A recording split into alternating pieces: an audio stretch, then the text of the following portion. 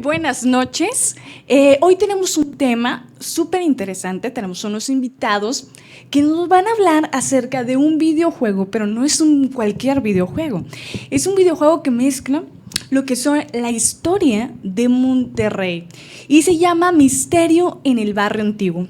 Aquí tenemos de invitados a Eduardo Zavala y al maestro José Luis Melena. Hola, ¿cómo estás? Este es un videojuego que ya tiene más o menos como unos 3 años, más o menos, de empezar la creación, ¿no? Sí, así es, tiene más o menos 2 años y meses. Nosotros empezamos este juego gracias al apoyo del PACMIC. Él fue el que nos dio nos abrió más las puertas a muchos lugares y mucho presupuesto también. Y la verdad es que se ven los gráficos súper interesantes. Está el estilo como Resident Evil. O sea, todos los que son amantes de esos videojuegos, yo creo que les va a encantar porque no nada más es un juego, pues, nada más de matar zombies, sino aparte aprendes. Sí, así es. Nosotros nos basamos en, como dice el juego, Misterio en el Barrio Antiguo, usamos en las leyendas del Barrio Antiguo. Nosotros fuimos haciendo recopilación de muchas leyendas y basándonos, como tú lo dices en el juego de matar zombies y todo ese rollo, hacerlo para que los jóvenes tuvieran más así acceso a, como tú dices, a ver la leyenda, divertirse en el juego y aprender. Y pues esta temática la desarrolló, bueno, la empezó Isaac. Sí, ¿va? Alejandro Ahumada, ¿va? Que fue el que tuvo la idea original de este juego. Exactamente. Fue primero idea de él, tratar de difundir la historia de Monterrey y pues pensar en cómo lograrlo y acercarlo, sobre todo a la gente joven, a los adolescentes, a los jóvenes, que están muy desconectados en realidad de lo que es la historia, ¿Sí? Lo que llamaríamos la pequeña historia de la ciudad. Van al barrio antiguo, van a los antros, se divierten y todo, pero no saben ni qué pasó allí anteriormente, ni cómo era el lugar. Y la idea de acercarlo a la gente a través de un videojuego fue lo que nos pareció la más práctica en ese sentido. Y qué original, porque la verdad, pues, los gráficos son muy, pues, profesionales. ¿Cuánto se tardaron en hacer los gráficos? Pues, perdón, como los gráficos nos tardamos un buen tiempo. Fueron muchas noches de desvelo, fue mucho tiempo en que tardábamos en hacer varias cosas así que quedaran lo más real posible, lo más así cercano a la realidad. No había que quedar así como que un pequeño escenario, o sea, fue lo más real. ¿Qué programas usaron para hacer los gráficos? Usamos un programa que se llama Sketchu. Y usamos otros programas que ahorita no recuerdo muy bien. Es Isaac Alejandro, un saludo al que nos está viendo ahorita. Un saludo. Él fue más que nada el que hizo la programación. Cada quien tuvo un rol en lo que fue la elaboración del juego. A mí me tocó recabar más la información. También le ayudamos a él, pero o sea, él fue el que más se quebró la cabeza, por así decirlo, en hacer las gráficas. Pero a ver, platícanos, ¿dónde recabaste lo que es la información? ¿Cuánto tiempo te costó? ¿Qué obstáculos tuviste también? Pues bueno, fue alrededor de más allá de 6 meses, 6, 7 meses los que estuvimos recabando información. Primero nos basamos en ir a la biblioteca central que está en la Macroplaza. Fuimos ahí, buscamos en libros, buscamos en muchas cosas. También fuimos a la hemeroteca, buscamos leyendas obviamente de lo que fuera en esta parte del centro de Monterrey. Fuimos también a hacer grabaciones y a hacer tomas y de las casas que aún estaban en pie, por así decirlo. Sí, claro. Fuimos también allá a Santa Lucía, donde están unas placas, y también ahí vienen leyendas, vienen cuentos de cosas que hayan pasado por ahí, y también fuimos a grabar a gente del barrio antiguo, gente como anticuarios, gente que vivían ahí, gente de mucho tiempo, que también nos ayudó mucho a colaborar con la elaboración del juego, para recaudar información. También por internet, pero en internet sí había mucha información. Lo que pasa es de que era lo mismo, solamente había que aterrizarlo. Y maestro, ¿qué rol usted jugó en la creación del juego? Pues principalmente un poco de asesoría. Asesorar en cómo darle una secuencia a una historia. También cuando los acompañé, que fuimos a Santa Lucía y a todas las áreas del barrio antiguo, explicarles la estructura arquitectónica de las casas de esa época, la manera como se construía a partir del adobe, de vigas, de cal, de tierra apisonada a los techos, la destrucción que hubo en Monterrey en 1911 con la inundación, lo poco que quedó y ¿Cómo todo. resurgió? Sí, cómo resurgió exactamente. Identificar algunos lugares, ¿no? Y pues básicamente ese fue mi rol. Ah, ¿qué cuadro es el principal del barrio antiguo donde se basaron las leyendas? No tuvimos un cuadro principal, dado que, a que fueron tantas las leyendas que tenemos que decidimos tomar varias leyendas y ponerlas en el juego. ¿Cuáles son las que Este, manejan? Manejamos varias, manejamos la mujer emparedada, Ujú. manejamos ¿cómo se llama? La casa de los espíritus chocarreros, Ah. y La del anillo. la del anillo de compromiso y el charro de la palmera. Todo desconocía, pero el charro de la palmera no. A ver, cuéntanos esa leyenda. Bueno, hay un espacio en Barrio Antiguo, no recuerdo bien la calle, se dice que hay un charro que está sobre un palmar. Ujú. Hay mucha gente que llegaba por estos lugares, llegaba así un poco ya trasnochada, un poco ya Hasta atrás. hasta atrás, o muy, muy hasta atrás, y pasaban por este lugar. Entonces, al ver la imagen del charro, se acercaban hacia él o tenían que a fuerza pasar por donde él estaba. Al momento del charro descubrir su rostro, era una calavera, o sea, era un Oh. muerto, ¿no? Entonces, estas personas ya de que salían corriendo de espanto o simplemente ahí quedaban. Y pues, como el maestro dice, nos ayuda mucho a centrar esas leyendas y pues nosotros buscamos y buscamos y mucha gente decía, es que ahí se aparece esa persona porque hay un tesoro enterrado o algo está cuidando él. Sí, Y eso pues, es comúnmente que cuando se aparece alguien dicen que hay algo enterrado. Exactamente. exacto. Que claro que después de tanto tiempo ya escarbaron tanto y que tanta construcción encima ya no existe nada, ¿verdad? Si algo hubo, ya no está. Ya se lo llevaron. Exactamente. Una de las cuestiones que también estuvimos checando y ubicando un poquito en la realidad, por ejemplo, es el famoso túnel de Catedral al Obispado. Ese es muy, muy, muy famoso. Se ha hablado siempre. Exactamente. Sí, nada más que lo que mucha gente no recuerda es que el obispado Ujú. no se refiere al Palacio del Obispado del Cerro. Entonces, ¿a qué? La casa episcopal estaba donde está ahorita la estación Zaragoza del metro. Oh. Ahí estaba la casa episcopal. De ahí a la catedral, pues sí es más posible que hubiera habido un túnel. Sí, porque está en corto. Exactamente. Exactamente, sobre todo considerando que el convento de San Francisco, que estaba más o menos donde ahorita está el círculo mercantil, Ujú. o sea, hacías una conexión por la Plaza de Armas, por abajo, Ujú. y podrías tal vez llegar al Palacio Episcopal, a la Casa Como Episcopal. si fuera el metro. Exactamente, exactamente. Una distancia mucho más corta, mucho más probable que tender un túnel Demasiado que atravesara largo. todo y sobre todo sabemos ¿Toda que... la ciudad? Sí, De y ese entonces era toda la toda ciudad. la ciudad. No, y se salía de la ciudad, pues eran lo que ahorita es la zona del obispado, pues eran fincas, ¿no? Eran Sí. fincas y luego trépate hasta el cerro y todo eso. Y perforar el cerro. Perforar el cerro, o sea, no es probable, sobre todo considerando que en mucha de la zona del centro, si vemos el tipo de tierra, no es tierra muy firme para sostener un túnel, o sea, para que se quede ahí bien firme, ¿verdad? Entonces, todo eso también ponerlo en perspectiva, Analizar y ver que realmente no había tampoco tecnología ver, suficiente como para que pudiera pues hacerse un túnel tan largo. tan largo y firme. Sí. Esa es la cuestión. Lo largo puede ser, pero la firmeza.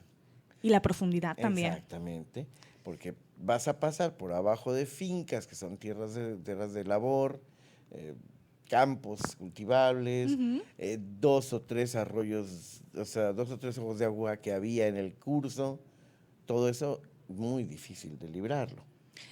Pero, por ejemplo, hablando del juego, regresando al juego, pues es un juego que todo mundo puede jugar, porque teniendo una PC, ¿cómo podemos acceder a ese videojuego? Bueno, el juego lo puedes encontrar en YouTube. El juego lo descargas gratis, es Ah. completamente gratis, o sea, no te cuesta ni un peso. ¿Y en qué canal? ¿Cómo buscamos? Abrimos la página de YouTube y en el buscador, ¿qué ponemos? Misterio en el Barrio Antiguo. Misterio en el Barrio Antiguo y nos va a salir su canal. Sí, así es. Sale, abajo vienen las opciones Ujú. y te maneja la opción de descargar. Vas a descargar, sigues unos cuantos pasos ahí y esperas y el juego está instalado. ¿Cuántos pasos, por ejemplo, tiene, o cuántos niveles más bien tiene el videojuego? El videojuego tiene varios niveles, como van pasando las leyendas. Ujú. El personaje, que es el policía que está ahí, tiene que ir, como te digo, o sea, primero son los túneles. Ujú. Él va bajando y va subiendo por unas especies de pues, así decirlo, túneles, unos espacios. Tiene que ir librando. Sale y se encuentra él en la casa del campesino.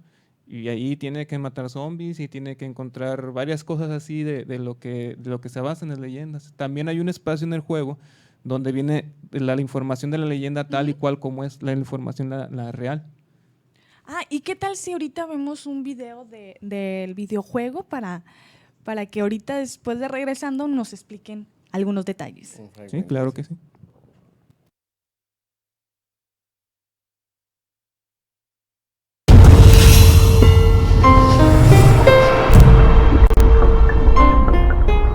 Todo era caos. Aún lo recuerdo. Reportes extraños de apariciones. Estas son las últimas leyendas del barrio antiguo. Aquí están olvidadas, muriendo lentamente.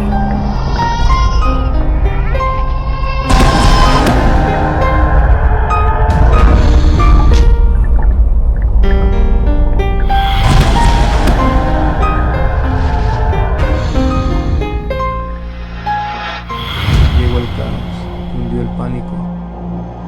Corrió la sangre.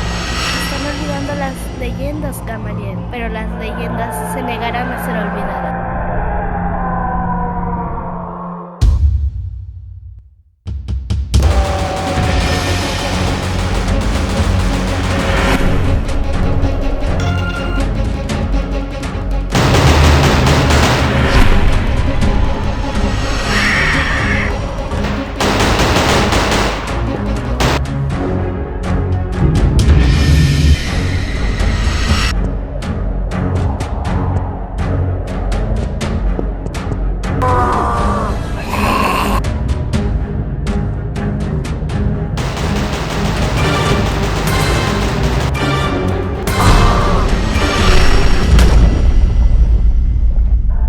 Son las últimas leyendas que tenemos. Tienes que salvarlas y evitar que destruyan todo a su paso. Sálvanos, Gamaliel. Evita que la gente nos olvide. El futuro de las leyendas está en tus manos.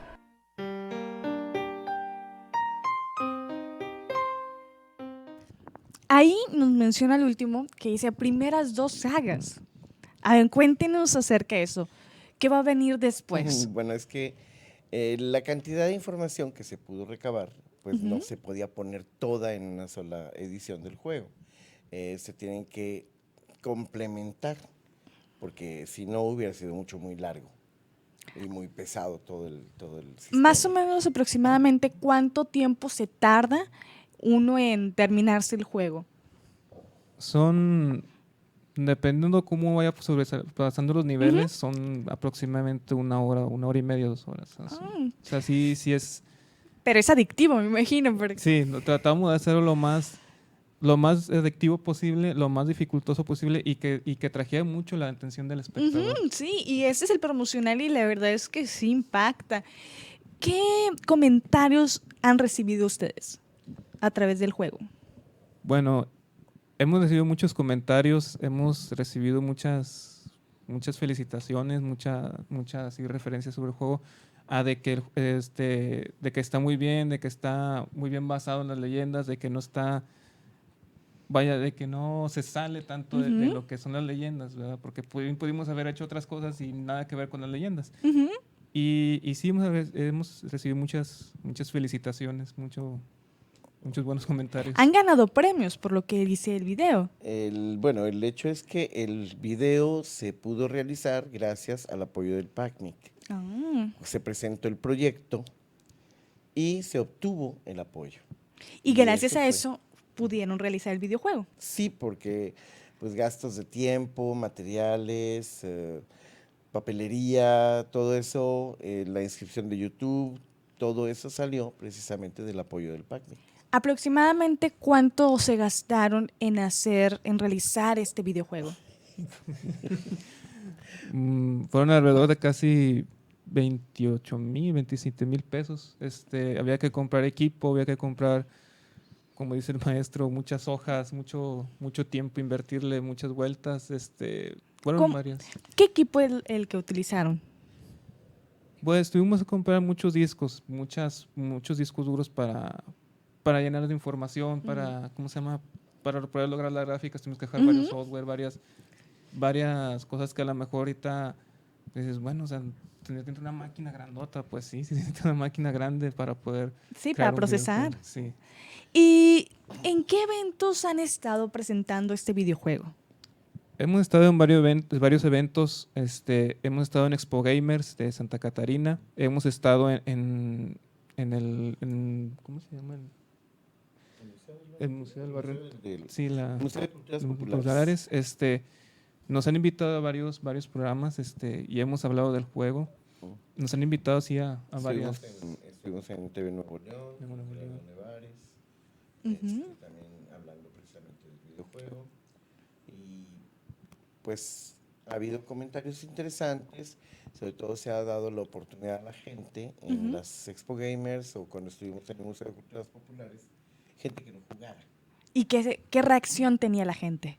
Bastante interesantes. Hay, lógicamente, por ejemplo, un gamer experimentado nos dijo, bueno, aquí como que batallo, aquí como que les falta, aquí como que no me enlaza tanto como yo quisiera, pero es una persona dedicada Sí. a meterle, y ya un adulto. Pero jóvenes adolescentes de 15, 16 años, 17, ¿les ha llamado la atención? ¿Y a los papás de los jóvenes? Pues de ellos hemos tenido algunos comentarios. ¿Qué comentarios? ¿Positivos? ¿Negativos? ¿O es que a veces no están tan metidos en esto y por eso no le entienden, no? Pues ha habido muchos comentarios buenos, de hecho muy buenos aparte de ellos, porque no creíamos que ellos fueran a tener esa reacción, a lo mejor pensaban de que es mucha violencia o es esto, o sea, no.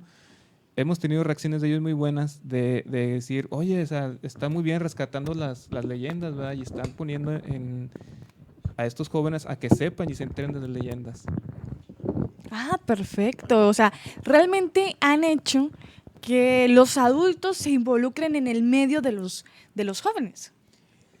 Sí, así Pues es. es la intención no solamente que lo juegue el adolescente, sino que el padre sepa que a través del videojuego está conociendo algo de la historia, está conociendo algo de Monterrey, está viendo que pues Monterrey es una ciudad que tiene mucho tiempo, ya tenemos más de 400 años de que se fundó, que ha evolucionado, que ha tenido sus problemas. Algunos de los personajes que intervienen, precisamente contra los que hay que luchar, son esqueletos de soldados estadounidenses de la invasión a Monterrey. Y que poca gente conoce ese dato histórico. 1847. O sea, estamos hablando de hace Bastante. mucho tiempo ya, más de 100 años. Sí. Y aparte de este juego, ¿piensan hacer de otro municipio o cómo? Sí, aparte de este juego todavía faltan más sagas. Ah, más sagas. Sí, todavía hay que esperar más. Más todavía. leyendas. Sí, así es. Como dijo el profe, todo lo dividimos, ¿vale? Porque era mucha la información.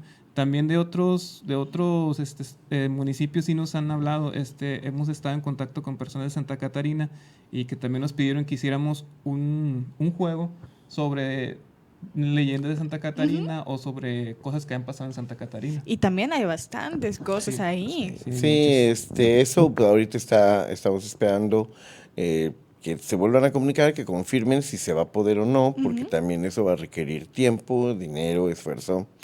Y pues sería interesante, porque también Santa Catarina es una zona importante de nuestra zona urbana, y sobre todo ahorita, ya que está todo conectado, sería interesante que se difundiera todo eso, que se diera más a conocer. Uno de los aspectos que se trató mucho en los gráficos es la arquitectura, la estructura de las casas, cómo eran las casas, más o menos que se viera cómo estaban distribuidas, de qué materiales están construidos, tratar de darle ese ambiente y que nos sirviera para conocer pues, lo que se llamó la arquitectura norestense. Que eran las casitas un poquito más bajitas, ¿no? No tanto. Llegaban hasta 4 metros de altura algunas, porque precisamente la idea era que se concentrara arriba el calor. Sí, cierto. Que Es no todo se lo contrario. sintiera, Por eso son, en el centro sí hay muchas todavía en el que realmente son muy, de hecho mi casa es muy alta y están las vigas de madera. Sí. Y sobre las vigas el tablado, y luego sobre el tablado tierra apisonada, y luego recubrimiento de cal para impermeabilizar. Todos los detalles que se fueron aplicando a una zona de clima extremo. De hecho, por ejemplo, hay unas zonas en el centro también que están, o sea, tienen banqueta alta por lo mismo de la lluvia. Sí. Y Sí, ya, exacto. pero nada más ciertas zonas. No. Ya no todo. Ya no todo, porque afortunadamente pues ya hay drenaje. Sí. Me gustaría ver el otro video que trajeron acerca del videojuego para ver un poquito más sobre las imágenes de los gráficos. Adelante.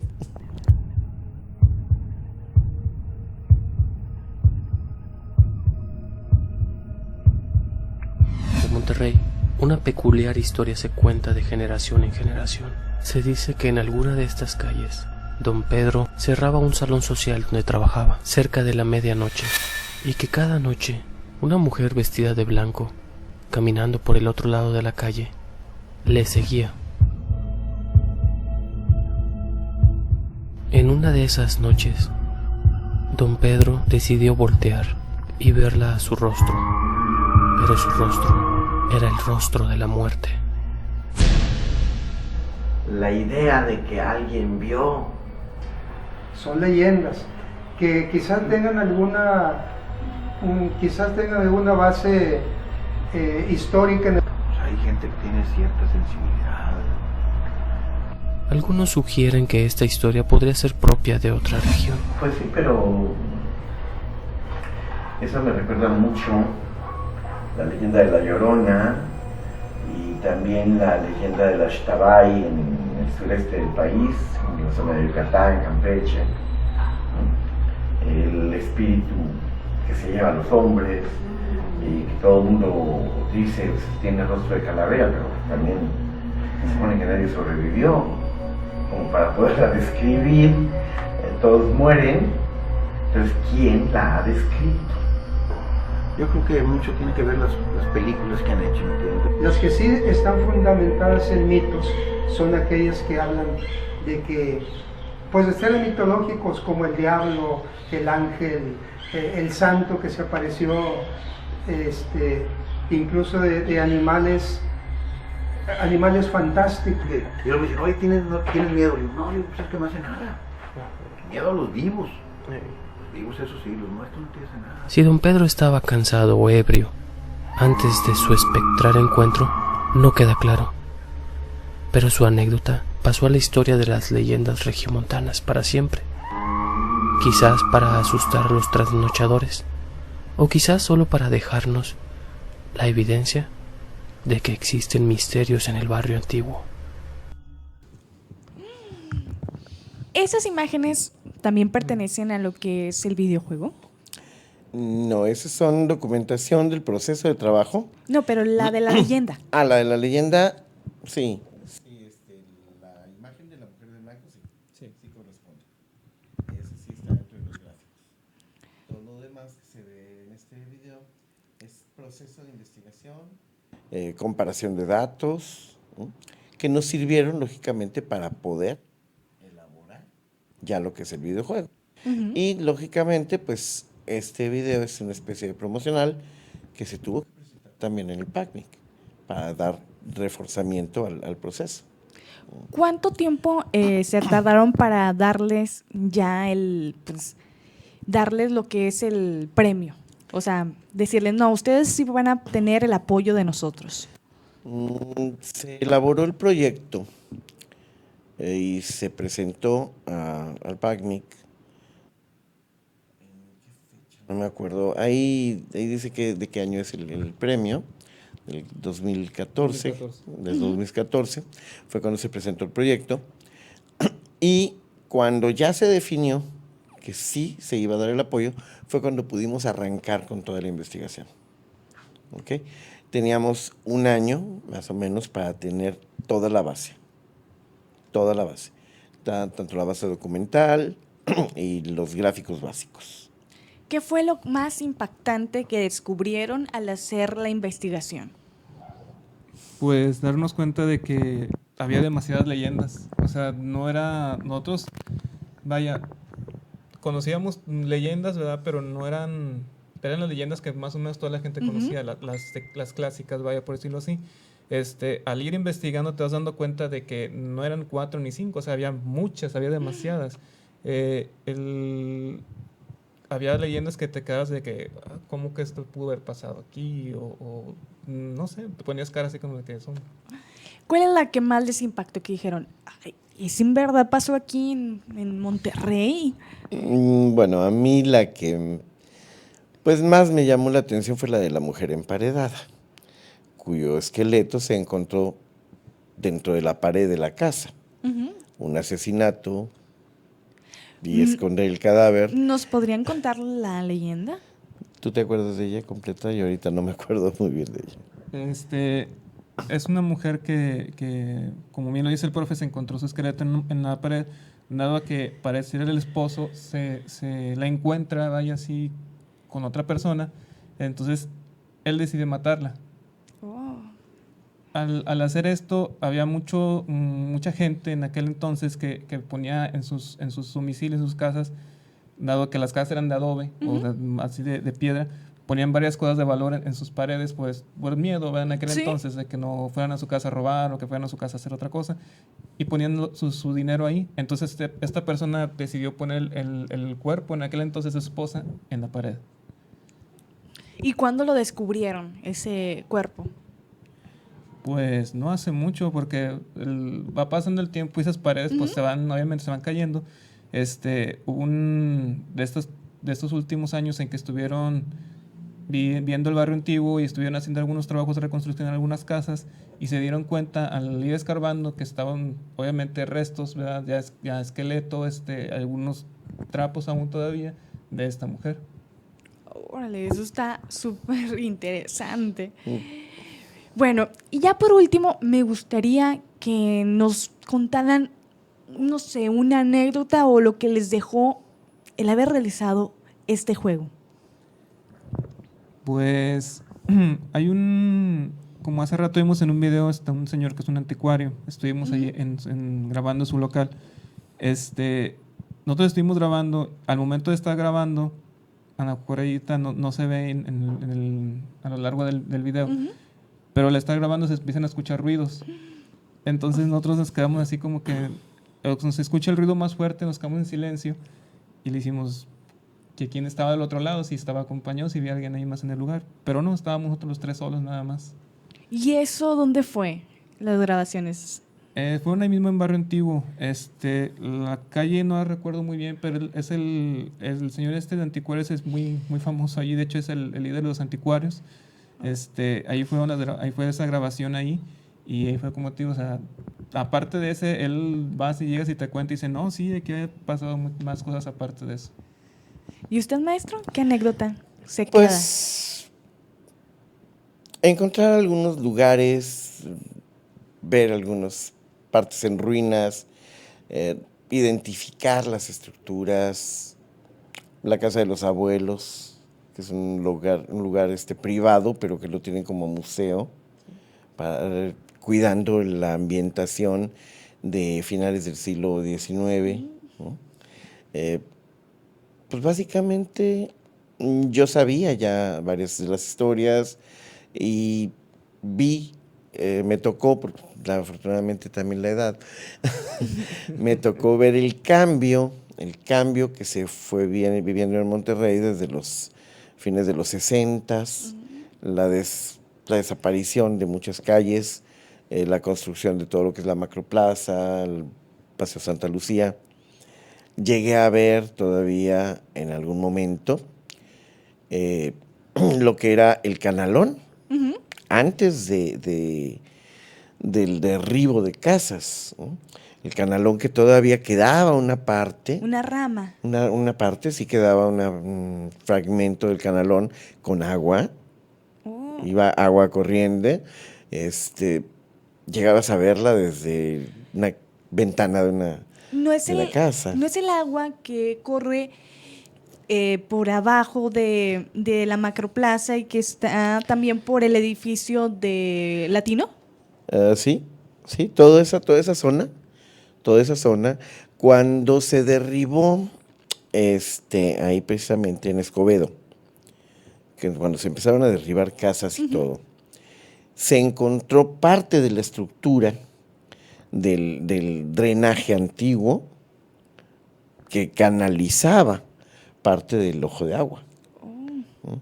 Ahí se veía. O sea, ese mismo canal que hace muchísimo tiempo antes lo había cerrado, si no me equivoco, Gonzalitos, ¿no? Sí, exactamente.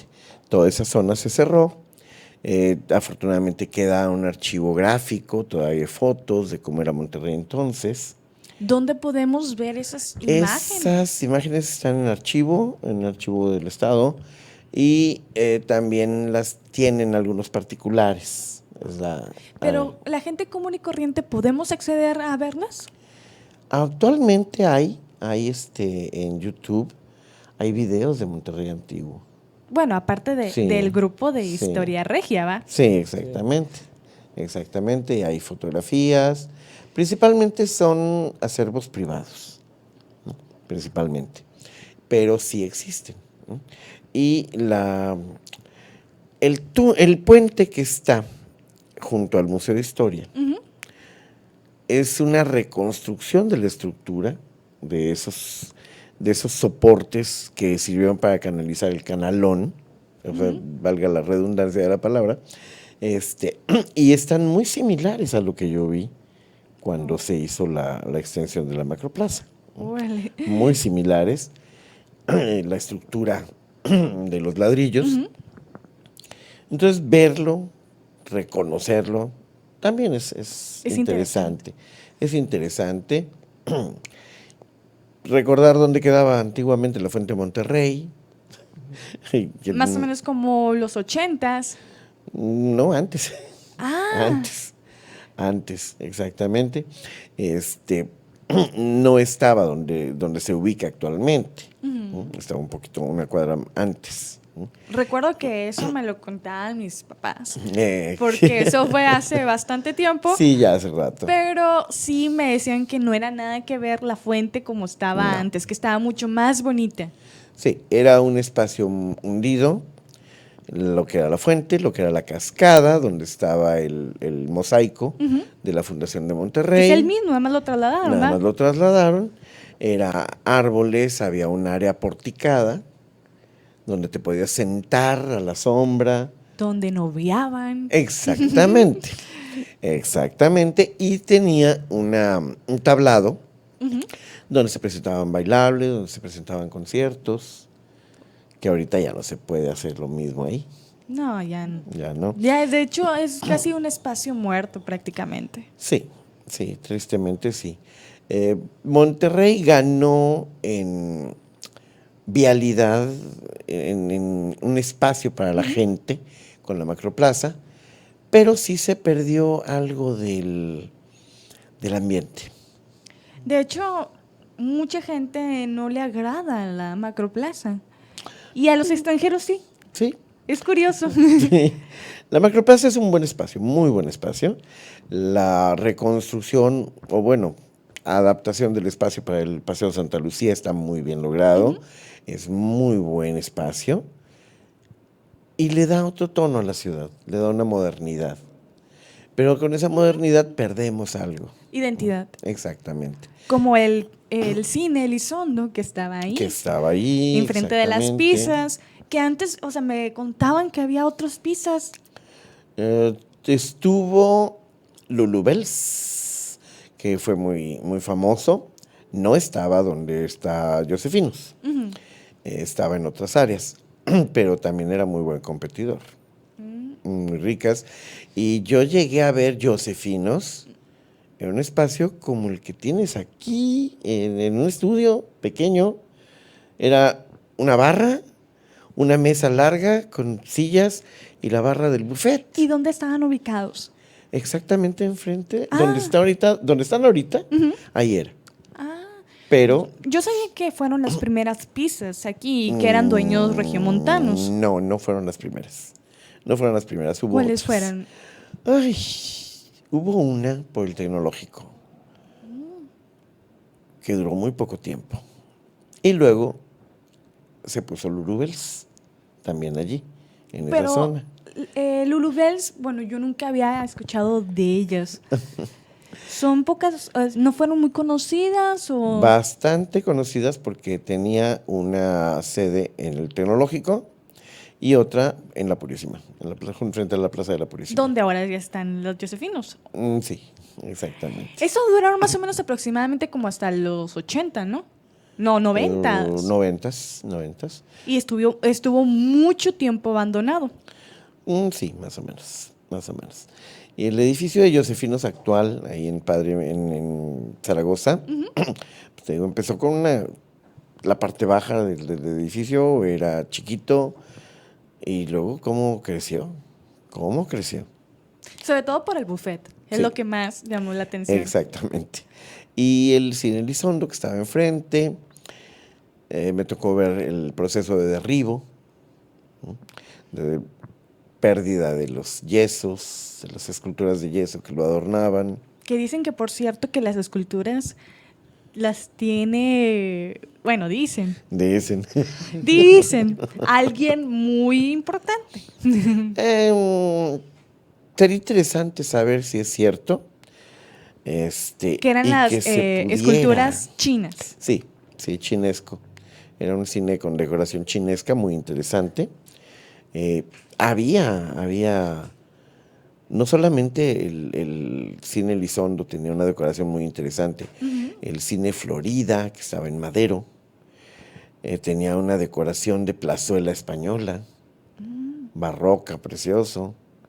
¿Y ese Y también. cine hasta qué época duró? ¿El Florida? El Florida también lo derribaron más o menos en la misma época. En la misma época que se derribó el cine Elizondo, cuando se empezó a construir la macroplaza. Los cines tan grandes fueron perdiendo vigencia. Sí, porque después en un solo cine ya tenían varias salas. Exactamente. Por ejemplo, es que había en una zona varios cines cercanos. Por ejemplo, el Reforma. Exactamente. Sí, también Que sigue como teatro, que inició como teatro, Ajá. luego fue cine y después siguió siendo teatro ahora. Y ahora es una escuela. Exactamente. Ahora el Cine Juárez. Sí. Cine Juárez que estaba enfrente de El lo que- Araceli. el El Araceli todavía es existe. interesante porque cómo ha sido cine normal, cine porno, cine normal, cine porno. Sí, ha pasado por sus Sí. etapas. Ha pasado por varias etapas. También el Encanto. El Encanto. El Encanto, pues ahí están las ruinas, ahí Sí. está el cascarón. Y estaba grande, me acuerdo todavía. Muy grande. Cuando la dulcería, entraba uno y está la dulcería grandísima. Sí. Sí. Bueno, pero Hace tanto tiempo. Ya me balconeé. No, no tanto, no tanto. Es que, ¿qué dirás de mí? Nada, fue interesante ver Monterrey cambiar. Es interesante, Sí. pero es importante, precisamente por eso fue el desarrollo de este proyecto, no perder la historia, no perder las situaciones cotidianas que ocurrían. La historia oficial la conocemos, la Fundación de Monterrey, Carvajal y de la Cueva, los gobernadores, etcétera, etcétera. Todo eso se sabe, pero la manera de vivir de la gente, que eso es precisamente lo que se puede rescatar en las leyendas, los detalles, que si un obispo regalaba dinero, que si a una señora se le perdió su anillo en el río, que todos esos detalles que son los que le dan vida a una ciudad. Identidad. Exactamente. Y la verdad es que prácticamente esas cosas les encanta a la gente del extranjero, o sea, nos ven con otros ojos, porque no somos una ciudad así común y corriente, sino tenemos historia. Sí, y lamentablemente, si no la recordamos, Se mueren. no tanto que se mueran, Se olvida no demasiado. sabes hacia Y no dónde vas. valoras. Exacto. Por eso muchas veces tiran los edificios sin darse cuenta que pasaron cosas históricas importantes y que tienen otro valor. Exacto. Ahora, afortunadamente hubo una revaloración de la arquitectura de la zona principal de Monterrey. Algunas de los edificios de la zona Morelos, de la zona peatonal, que estaban totalmente tapados, destruidas, las fachadas abriendo vitrinas para las exhibiciones de los productos y demás, y que han sido reconstruidos, lo que era el Hotel México, que actualmente es un centro comercial, pero la fachada está restaurada. Que es Plaza México. Exactamente, que era un hotel. Ah, eso no lo sabía. Y hasta que no se hizo el centro comercial, no se recuperó la fachada, porque no te dabas cuenta. No, de hecho, o sea, tantos edificios que han pasado como ese, realmente. Exacto. Y qué bueno que otra vez están recuperando y que tomen en serio realmente la arquitectura y que no nada más quieran modernizar. Que hayan decidido los que están utilizando esos espacios, darle una imagen que recuerde el origen. Y es que eso sí se puede importante. hacer se puede compaginar lo que es la modernidad, la tecnología, pero también la historia. Tener las dos partes. Tener, por ejemplo, lo que es el centro, el barrio antiguo, mantenerlo así, antiguo realmente, y que en otras partes de Monterrey, de otros municipios como San Pedro, pues esté la modernidad. Sí, definitivamente. Ahora, recordemos que mucho de lo que era Monterrey del siglo XIX, siglo XVIII, desapareció con inundaciones, cuando el río Santa Catarina crecía y se fue llevando casi todo. Uno de los edificios más antiguos que se conservan, de hecho creo que es el más antiguo, es la Capilla de los Dulces Nombres, Sí. que era una capilla privada, De una hacienda. de una casa. Ah, Era una casa. Tenía su capilla privada. O sea, fue lo que quedó luego oculta cuando cuando creció la ciudad, siguió siendo parte de la propiedad. Cuando viene lo de la macroplaza, afortunadamente se conservó esa capilla. pues así debían de haber hecho para lo del cine Elizondo.